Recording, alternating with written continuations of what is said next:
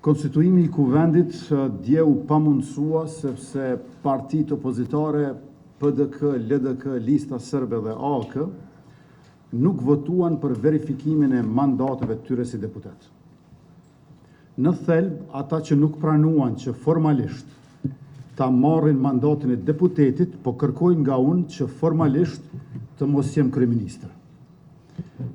Qeveria jonë, ky kabinet qeveritar, është në detyrë dhe efektivisht I dorëhequr që nga 23 marsi I këtij viti, kur edhe e kemi përmbushur mandatin e rregullt dhe të plot 4 vjeçar. Nga ajo ditë e deri në zgjedhjen e qeverisë së re nga legjislatura e 9 e Kuvendit të Republikës Kosovës, qeveria jonë ushtron të gjitha përgjegjësitë që I takojnë pushtetit ekzekutiv në përputhje me legjislacionin në fuqi. Kjo e vendos qeverinë në një rol kujdestar për të garantuar vazhdimsinë, sigurinë dhe funksionimin e pandërprerë të shtetit tonë në zbatim të kushtetutës dhe ligjeve të Republikës.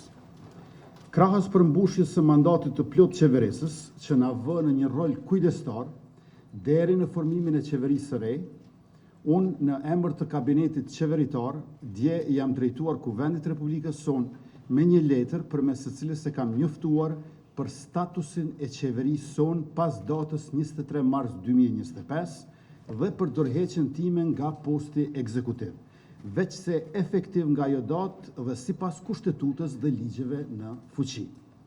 Më shumë se kaq nuk është e mundur të jepet dorëheqje. Më shumë se kaq do të ishte braktisje e institucionit. Do të ishte vakum institucional, pa përgjegjësi politike dhe rrezikim I sigurisë kombëtare. Është kërkesë dhe insistim, e thënë së buti I pamatur për të lënë shtëpinë pa zot shtëpie. Të dashur qytetar, ligji për qeverinë e bën të qartë se një qeveri në dorëheqje vazhdon të ushtrojë përgjegjësitë e saj në enit 30, ndonse të kufizuara në enit 31, deri në zgjedhjen e qeverisë së re. Mbledhja sot dhe ushtrimi I kompetencave të tjera qeveritare janë plotësisht të lejueshme, madje edhe të detyrueshme sipas ligjit. Pra, ne kemi funksione të kufizuara, por asesi nuk mund të ketë ndalim funksionimi. Shteti nuk mund të ketë vakum qeverisje, qeveria nuk mund të ketë ndalesë funksionimi. Kemi nga e kaluara shembullin e ish kryeministrit Thaçi që ndonse kishte dhënë betimin e deputetit në korrekt të vitit 2014, kishte vazhduar të jetë kryeministër në detyrë deri në dhjetor të atij viti kur u pat votuar qeveria e re. E kemi shembullin e ish kryeministrit Haradinaj, I cili dha dorëheqjen korrekt vitit 2019, vetëm për të vazhduar tutjes si kryeministër në detyrë deri në zgjedhjen e qeverisë Kurti 1 në shkurt të vitit 2020. Gjithashtu e kemi shembullin e ish kryeministit Hoti, I cili mbeti në detyrë deri në formimin e qeverisë Kurti 2 në mars të vitit 2021, përkundër faktit që qeveria e tij u shpall e jashtëligjshme nga gjykata kushtetuese në dhjetor të vitit 2020.